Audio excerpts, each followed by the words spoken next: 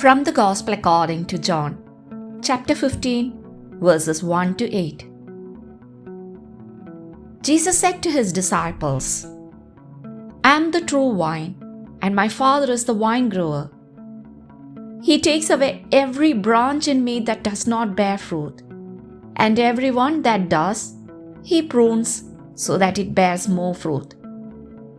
You are already pruned because of the word that I spoke to you.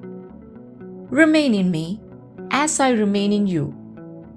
Just as a branch cannot bear fruit on its own unless it remains on the vine, so neither can you unless you remain in me. I am the vine, you are the branches. Whoever remains in me and I in him will bear much fruit, because without me you can do nothing.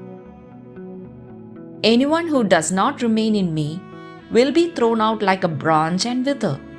People will gather them and throw them into a fire, and they will be burned. If you remain in me, and my words remain in you, ask for whatever you want, and it will be done for you. By this is my Father glorified, that you bear much fruit and become my disciples.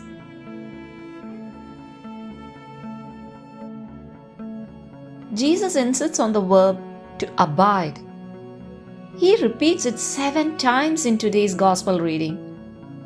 Before leaving this world and going to the Father, Jesus wants to reassure his disciples that they can continue to be united with him. He says, Abide in me and I in you.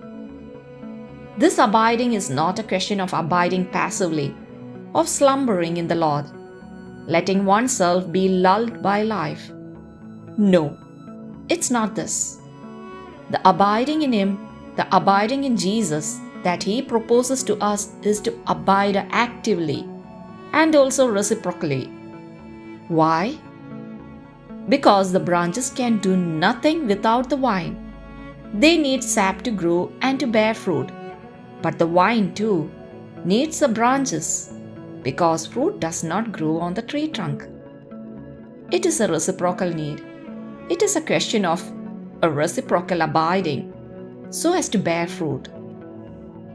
We abide in Jesus, and Jesus abides in us.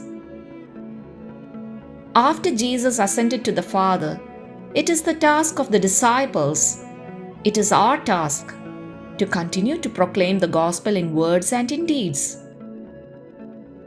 And the disciples, we, Jesus' disciples, do so by bearing witness to his love. The fruit to be born is love. Attached to Christ, we receive the gifts of the Holy Spirit, and thus we can do good to our neighbor. We can do good to the society, to the church. The tree is known by its fruit.